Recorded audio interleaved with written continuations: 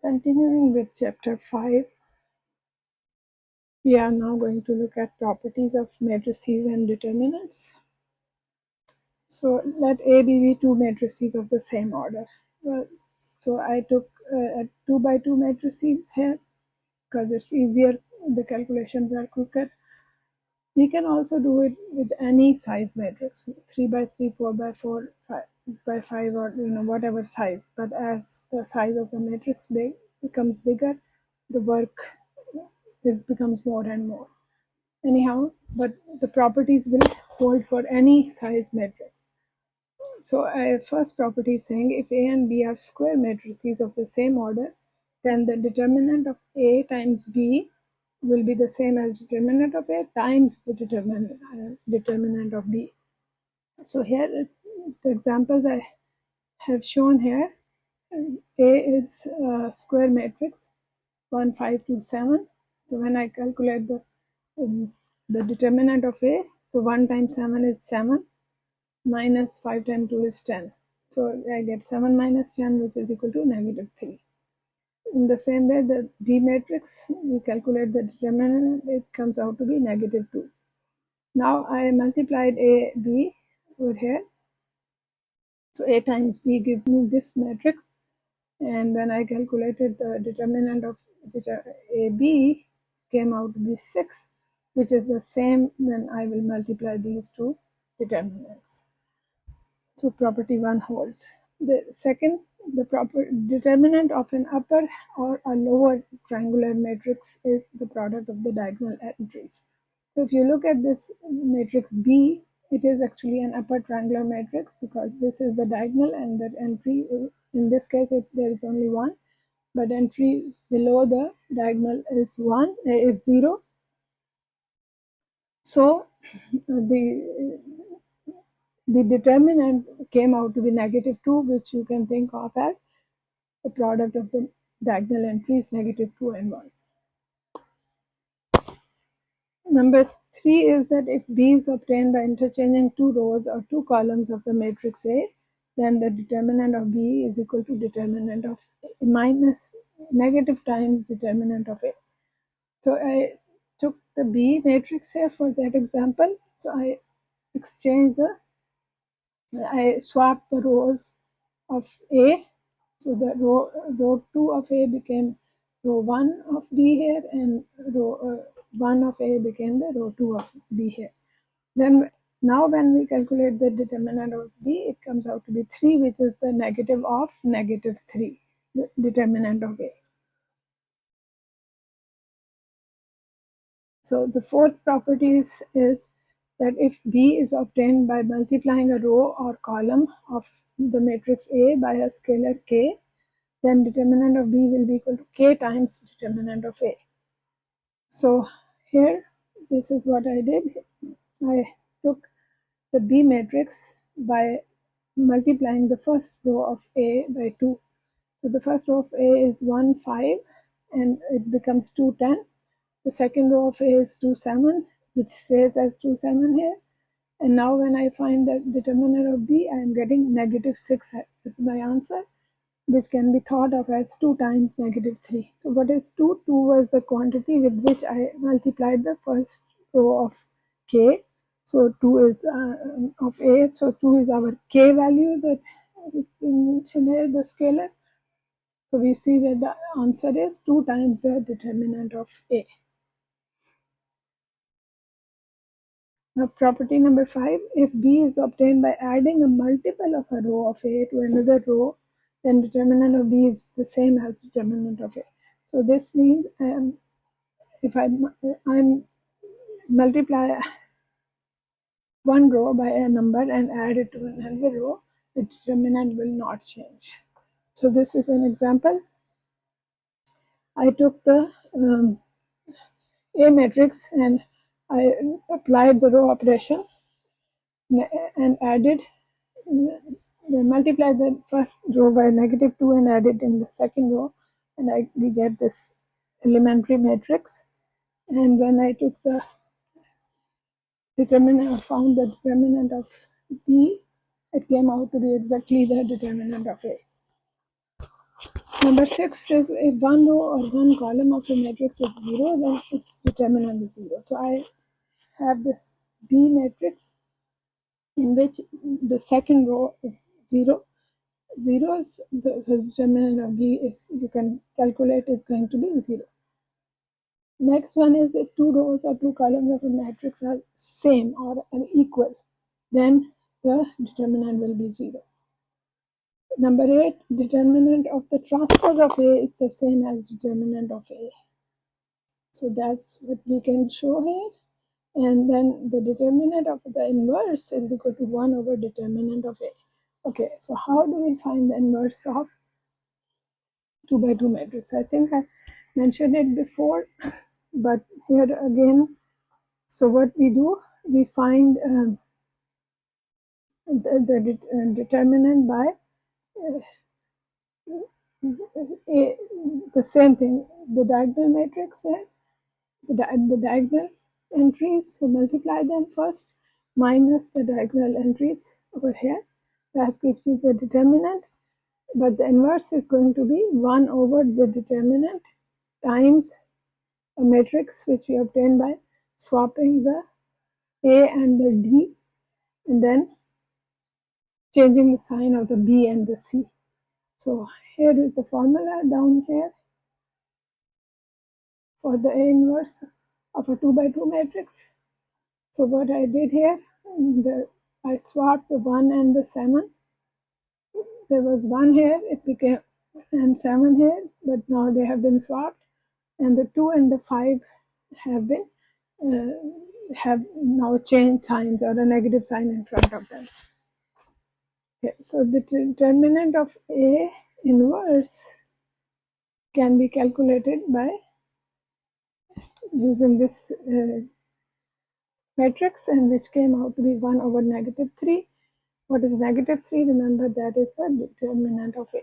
So we get 1 over determinant of A.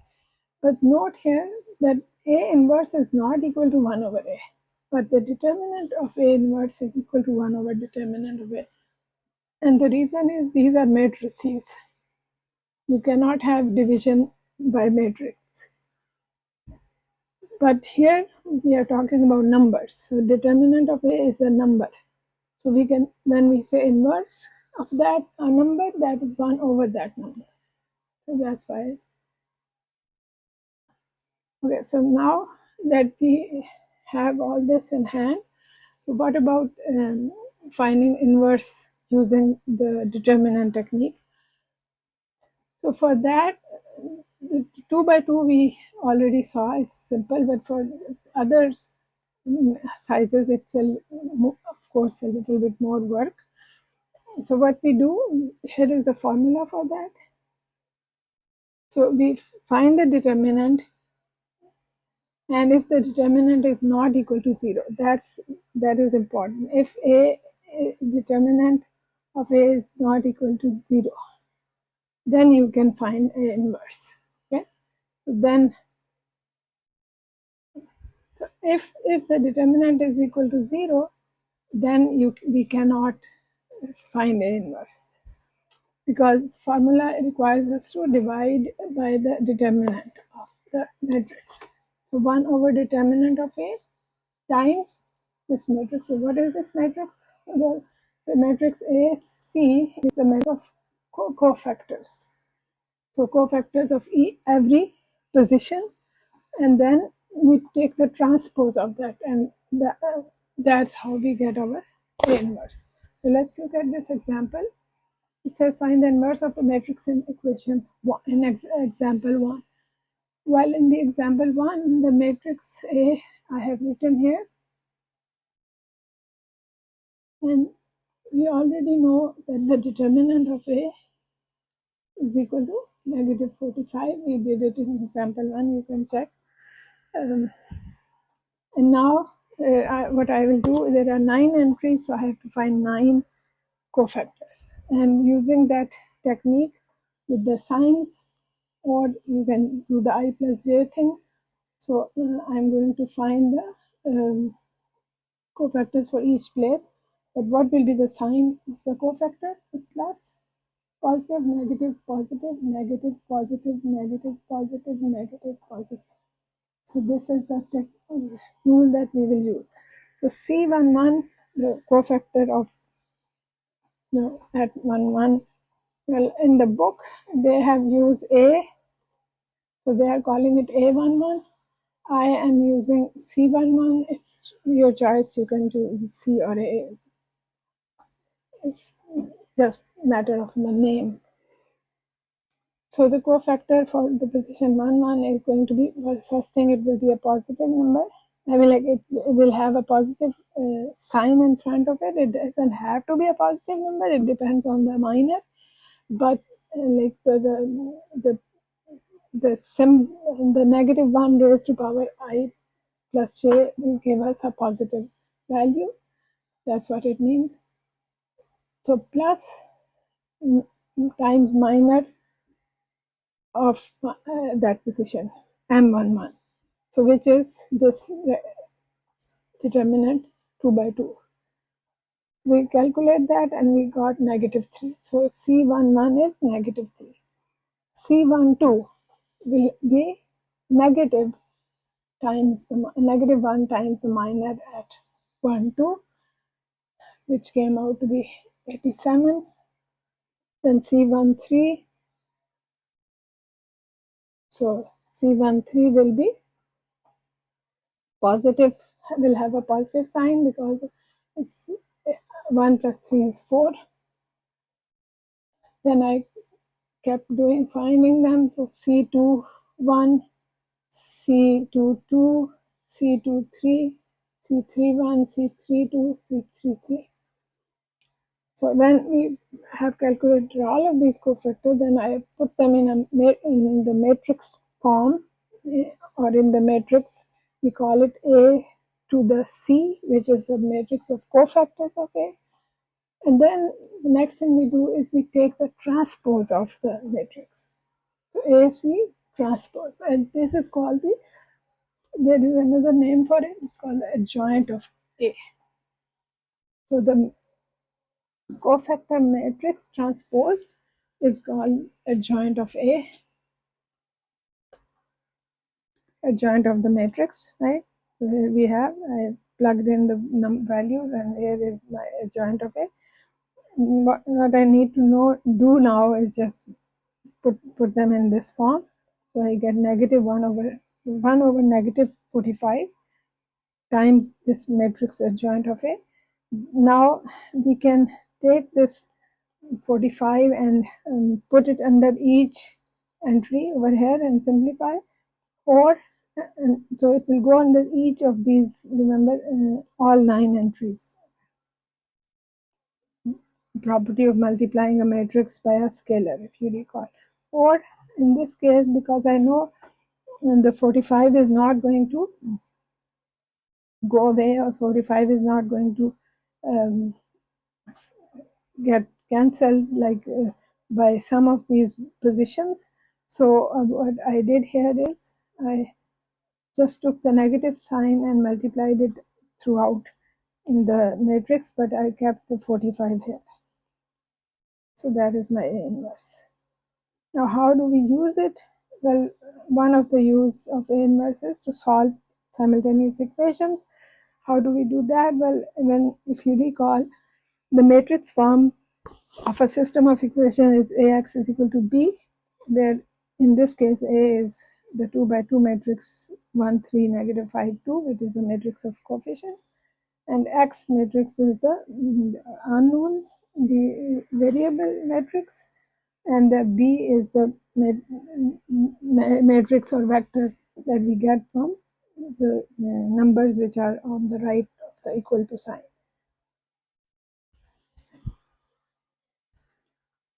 So now we can find A inverse by using the same technique that we just did. So we first find the determinant of A, which in this case is coming out to be 17, and then we are going to swap these two. So we had 1 here and 2 here, right? but now they are going to be swapped. So this becomes 2 here and 1 goes there. And we had a negative 5 below the, in the first column, second entry in the first column was a negative 5, it becomes 5, and the entry in the first row, second column was 3, it becomes negative 3. And now we can multiply the matrix and the vector. So we multiply these two and we get a vector 32, 22, 23, 32. These are the entries of the vector, and now we multiply by 1 over 17. So this is what we get, so that we can say x is 23 over 17 and the y is 32 over 17. So this is how we can use the inverse matrix to give us the solution of system of equation. Now what we actually did here, so we are given the equation ax is equal to b and we want to find x. So like in algebra, if you are given 2x is equal to 5, you would like to multiply this by 1/2. Why? Because 1/2 is the inverse of 2, multiplicative inverse, because when you multiply these two, you get 1, which is called the identity of the numbers, multiplicative identity of the numbers. So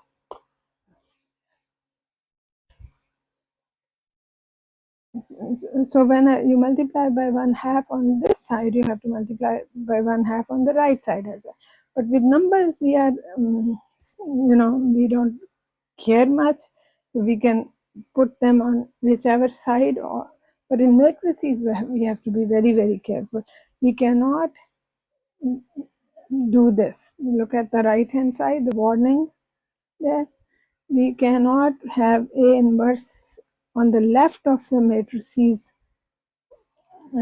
given on the left side, and then A inverse on the right of the matrices given on the right side. Now if there was a 0 or an I on the right side, then you can put the A inverse anywhere. But in the normal case, because A inverse B might not be the same as B A inverse, product is not commutative. So do not do this. But if you want to apply A inverse, you have to apply on both sides from the left. Why from the left? Because if you do it from the right, over here, you cannot move it to get with A, because we want them to be together to get our identity matrix. And we don't know if x times A inverse will be, can we write it like A inverse times x? We don't know that. So we'll multiply on the left by A inverse. When I do that, so these two now can be put together in the one bracket and will give us identity matrix. Identity means, so it will be a 2 by 2 identity matrix, which will just give us back our x vector. So x is equal to A inverse B. Whenever you have Ax is equal to B, then it means x is equal to A inverse B. So now I brought my A inverse, which is here, and multiplied it with the B vector, and I got these two values, and so we get the answer. So this is how we find the inverse matrices and how we can use them to solve system of equations.